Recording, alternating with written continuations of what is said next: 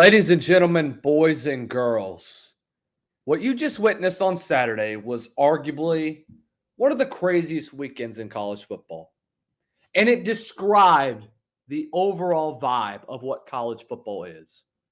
Despite all the politics behind it, despite all of what NIL has brought, despite all of that, despite the holdouts, despite the money, despite all the stardom that's been involved, college football is the greatest sport that man has ever created. It is a gift from God that only very few have been privileged to play. And on one of the greatest weekends that we have seen so far this year in college football, a lot has overreacted to. We have not one, not two, but three coaches' jobs that just got saved this past weekend. We have Heisman favorites that I thought were going to be magnificent. No longer so. Offenses that struggled, young quarterbacks that have so much pressure, and one more college football playoff contender that wrapped up one of the craziest weekends in the recent history of college football.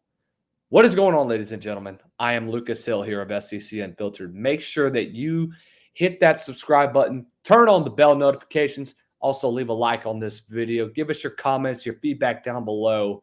What was the biggest overreaction from this past weekend? One that I may not have talked about, but one that you may have a good thought of. There's plenty to overreact to here on this Overreaction Monday. And as usual, our Overreaction Mondays are presented by our good friends over at Prize Picks. Go on over to prizepicks.com and use the code SECU at sign up to get $50 instantly when you play that first $5 or more lineup. That's $50 instantly with the code SECU. Also, make sure you check us out on all the socials, Instagram, Facebook, X, and TikTok, as well as checking out secunfiltered.com for more content from the best SEC entity on the internet. So let's go ahead and get this started, ladies and gentlemen. First of all, let's start off with the game that started the craziness, and that is Missouri. Is this a time for a rebound? Or is Eli Drinkwitz's squad just simply overrated? Missouri was physically dominated by Texas A&M's front four. It was a very rough game for this Missouri Tiger squad. Texas A&M got off to a 34-zip lead, and we didn't even finish the third quarter yet by that time. But this game was over with after Texas A&M's first offensive series. Connor Wigman is just fine at the helm. 18 of 22, 276. Le'Veon Moss, what a game. 12 carries, 138, 3 touchdowns. I have been high on Terry Bussey, by the way, the entire year. He came up big in this game. 3 catches, 76 yards. You can't help but just be in awe of what Texas A&M brought to the table. And I thought that there were going to be a lot of concerns going into this game, especially coming off of back-to-back weeks where your offense showed signs of struggle. You know, as much as I like Marcel Reed and as much as I like how he runs the offense, look, they couldn't really sustain drives on a consistent basis.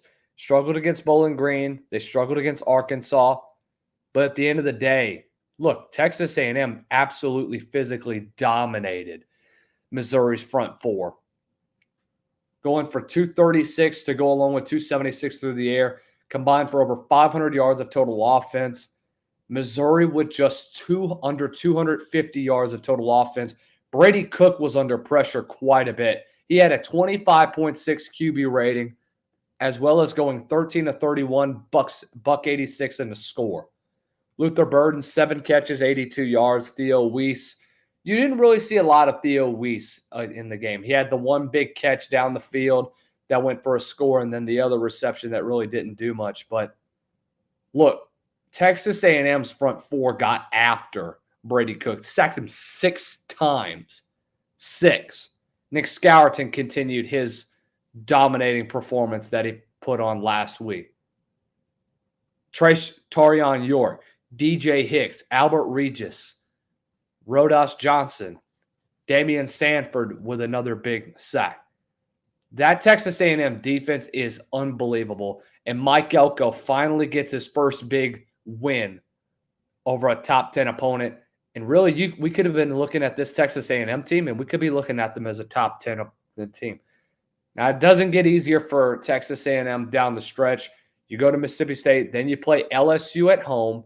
You go to South Carolina, play New Mexico State. You go to Auburn.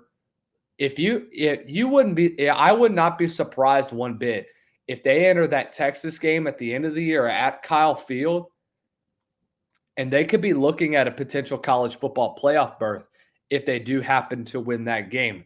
And even if they don't, they could get an at-large bid as just a two-loss team, and they could be one of the best two-loss teams in the country, not just with the win over Missouri, but also another potential win over LSU. But you have to win out the rest of the year in order to have an opportunity to get to that point.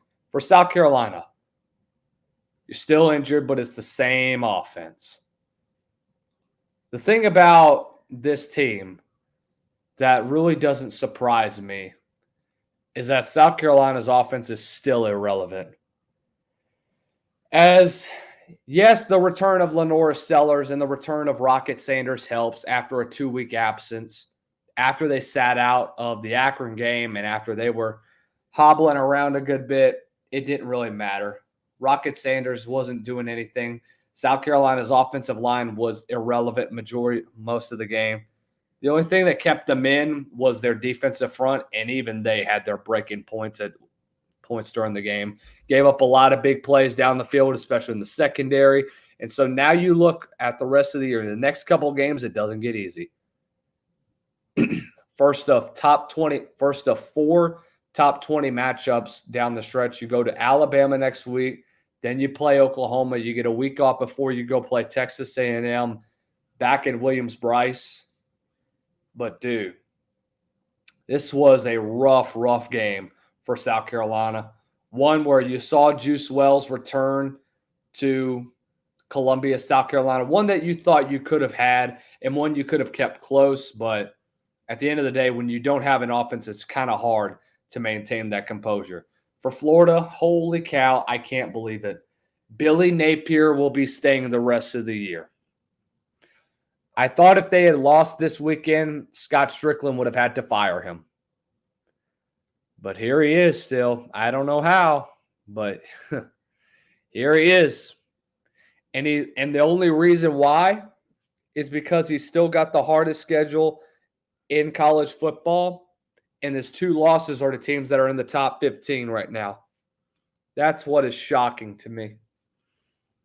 I can't believe it. Look, I don't know how they managed to pull that one out. I know that their offense looked pretty bad at times, but holy cow. How did Florida manage to pull that one out?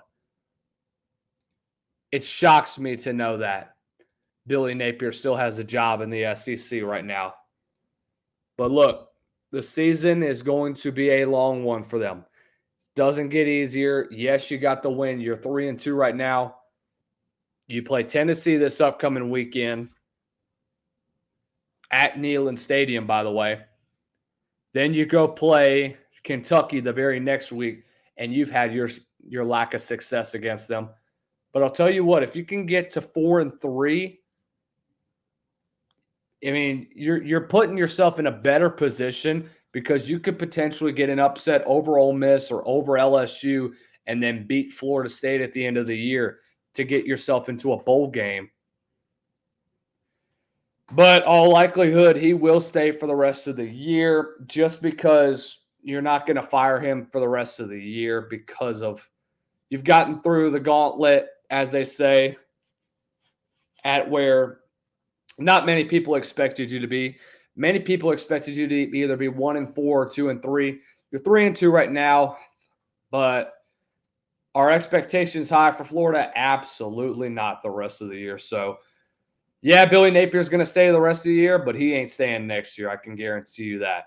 For Tennessee, is there too much pressure on Nico Iamaleava? Taylon Green outplayed Nico. And he really didn't look efficient throughout the game. 17 catches or 17 to 29 for a $158. Had a 39.5 QBR, which you don't want to see. Guys that you wanted to get the football, it was hard to do. Boy, I'll give Travis Williams' defense credit. They came out and were ready to play. They had a great game plan going up against Tennessee's receivers. Squirrel White, Chris Brazzell, and Brew McCoy combined for 11 catches total, let me remind you. Total for 68 yards.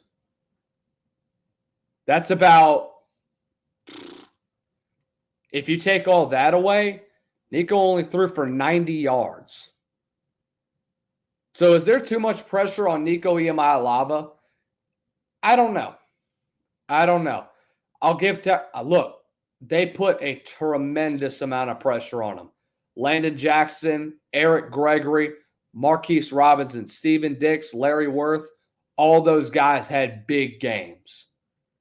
Guys that you were counting on going into the year, and they delivered. And once again, finally, Sam Pittman's crew is able to finish in Fayetteville. Many people thought that this was going to be the undoing of where Arkansas would be throughout the season. Now Arkansas sitting at 4-2. You get LSU in a couple weeks, whom LSU is going to be coming off of a big matchup next week. You could catch them slipping. You could be 5-2 going on the road to Davis Wade Stadium, and if you win that game, you're in a bowl game. And you could be looking at a 7 or 8 win season, a regular season. That's not even counting the bowl game. It's impressive to me how Arkansas came into this one, and everybody was saying, all right, well, Sam Pittman's going to be fired at the end of the year. We'll see. Now with how the big win that you got, arguably the biggest win of his young tenure, that might have saved Sam Pittman's job for one more year. So now Arkansas is going to look at this and say, oh, wow. He really just got us a top 10 win against a good Tennessee squad. I was watching the game, and I thought it said 41-13. I looked over at the TV right next to me, and it said 14-13. I said, ain't no way. And I looked at the time. I was like, man, this has got to be in the second quarter. 7:38 left in the fourth. I was like, excuse me? So I said, if Arkansas manages to pull this one out, it's going to be a tight race for SEC Coach of the Year.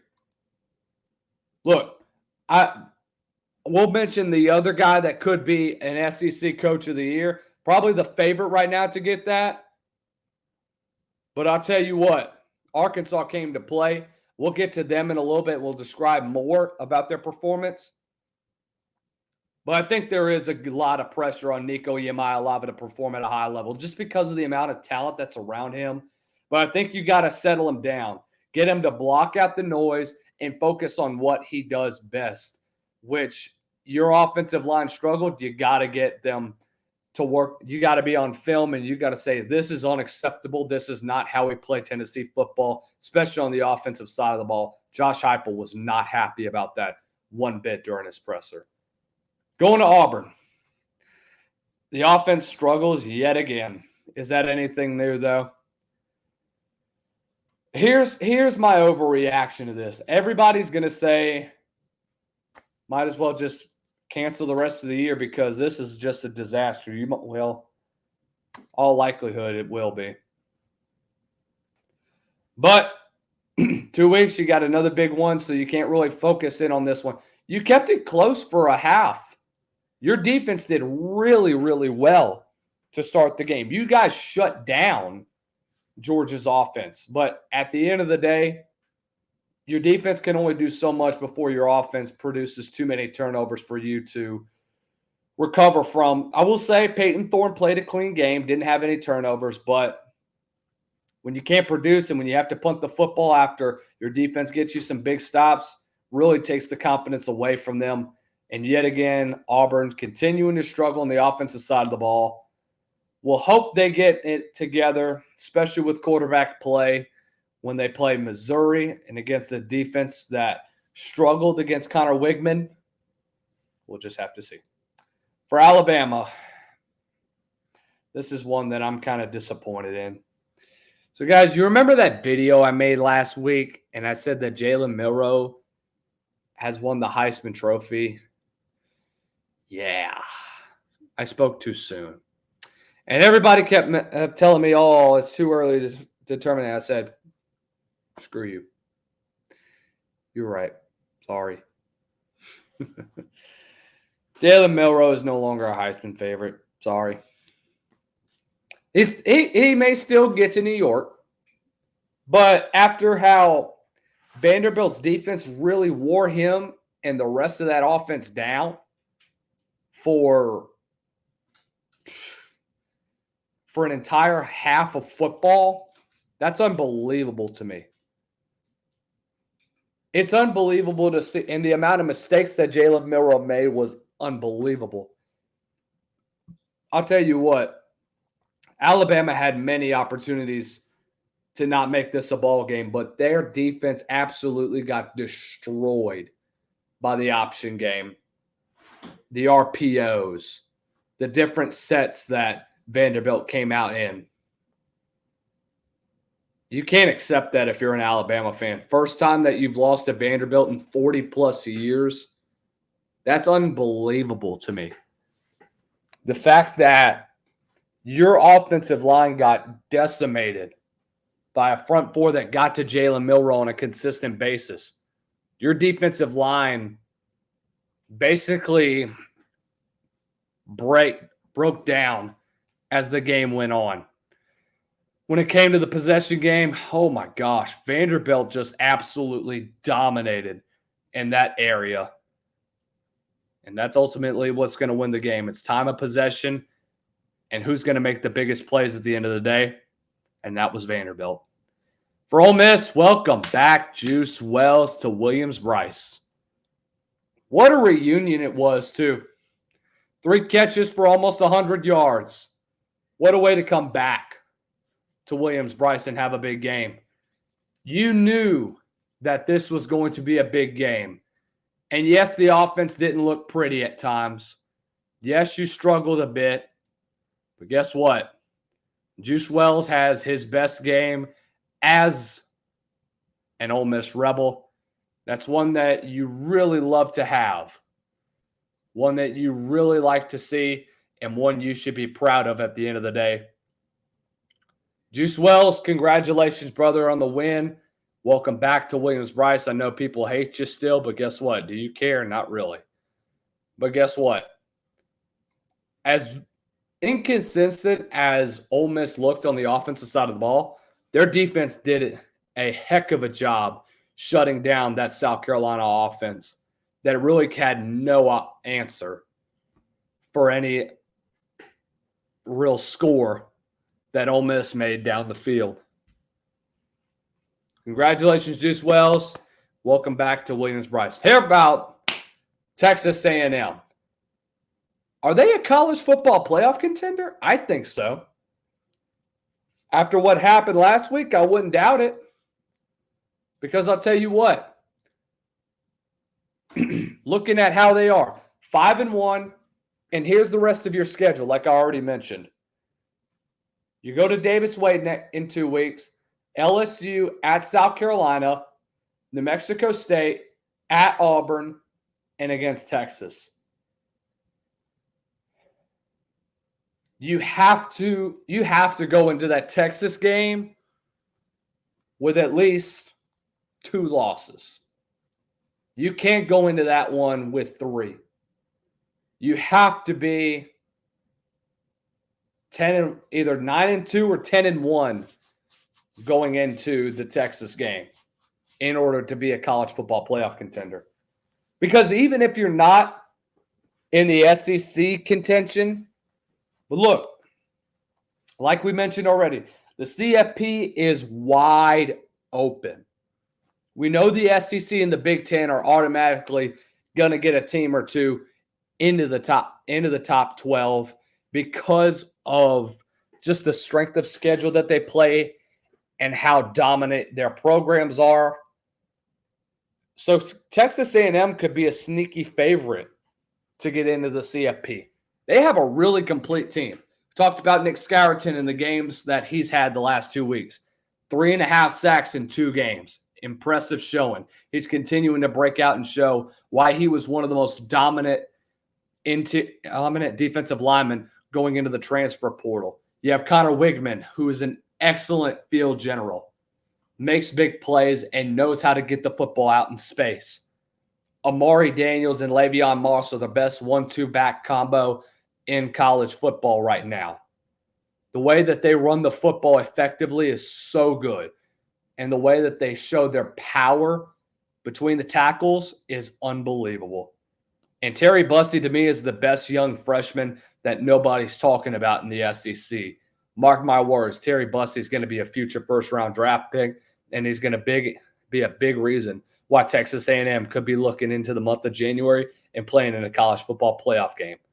For Georgia, the slow starts in the first half, we might as well just get accustomed to them. But they always know how to finish strong. And I'll give Georgia credit. They managed to do just that. You go into the half, I think it was 14-3, and then Auburn made it a game. Early in the third, it was 14-10. And then Georgia goes on a long drive, kills about almost 6 minutes off the clock, and ends up with a huge win. Huge win. At home, back on the Plains against their old rival. Look, they bounce back. It's all about bouncing back. And this is what we're going to have to get accustomed to with Georgia, because I feel like this has been the mantra of their season. You saw it against Clemson in the opener. You saw it a lot against Kentucky. You saw it against Alabama, and you saw it against the Auburn Tigers last week. This is something we're going to have to get accustomed to if you're a Georgia Bulldog. But if they want to continue to build themselves as a continual college football playoff championship contender, they have to get off to better starts. You have to be more consistent on the offensive line. Carson Beck has to be able to deliver on a dime. He has to be a much better quarterback as the season goes on. If they can do that, they'll be a much better contender whenever we get into November and December when it's crunch time. But for now, this is what we're going to have to get accustomed to. And if they can't do it when they go play Texas on October 19th, it's going to be a long, long season for Georgia fans. For Arkansas, the Yeah Coach Hogs strike again. Yeah, Coach! Coach Travis Williams and that Arkansas defense, a team that 2 years ago was a bottom 100-plus team in defensive rankings, turned into a top 40 defense last year, and they just shut down one of the best offenses in college football. They shut down Nico Iamaleava. They were able to shut down the elite receivers that Tennessee had. And boy, do you have to get credit to the T-Will offense. They allowed just 332 yards of total offense, 7 of 16 on third down, 0 for 2 on fourth down, 158 yards passing. And they dominated the time of possession, 35 minutes, 29 seconds to 24-31. 23 first downs to just 16 for Tennessee. Guys, this Arkansas defense is legit. And it's going to be the reason why Sam Pittman has his job saved at the end of the day. I already mentioned a lot of these guys. Larry Wirth, Steven Dix, Eric Gregory with a big game. Landon Jackson, you know about him. We talked about him having to be a consistent player. Well, so far he's been able to do that. Had 2 sacks last week against Texas A&M, and he's doing the same against Tennessee. He's about to play the best stretch of football that he's had so far this year. For Arkansas, it's only going to continue to get better and better from here. I already mentioned how they could have an opportunity to be a 7-8 win team. And they're going to do just that as the years go on. And this is going to be the year that people look back and say, this is what saved Sam Pittman's job, and that's why he's going to be in Arkansas for one more year, at least. And finally, to wrap up, one of the best overreaction Mondays we've ever had. You know, I could have said multiple things about Vanderbilt, but I've got a lot of awards to give Vandy. Not only with Clark Lee, who's going to be the SEC Coach of the Year. SEC Coach of the freaking Year. We're talking about Vanderbilt. Let me remind you, this is Vanderbilt. These are a bunch of nerds. Just like the quote says, there was a movie, I think it was called Revenge of the Nerds. And the coach went in there and said, you just got your kicked by a bunch of nerds. And that is what Vanderbilt just did. I was high on Diego Pavia at the start of the year. Let me show you guys this article that I wrote about Diego Pavia going into the 2024 season. I thought that he was going to be the most underrated player that was on the field. And I was right again and again and again. I can't help but be right most of the time. Told you. Ladies and gentlemen, I told you. I tried to tell all of you about this guy.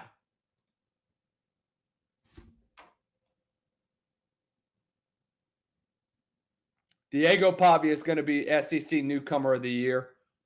He may be the Offensive Player of the Year, just depending on where he is, just depending with where Jalen Milroe will be, where Carson Beck will be. But he's a legitimate top 5 quarterback in the SEC. Legitimate. He can play like a top 5 SEC quarterback, that's for sure. But he's going to go widely unnoticed throughout the season. He had arguably one of the best performances in the SEC last week against Bama. This is a Vanderbilt team that dominated the time of possession 42 minutes to 17 minutes. The RPO, the option game, the Tim Beck offense is one of the most utilized offenses that college football teams need to use when it gets to the fourth quarter. Because that's what they did to win the game. Running the football, getting behind that offensive line, and making a play. Clark Lee just saved his job. And now we're going to be looking at Vanderbilt and seeing them make a bowl game.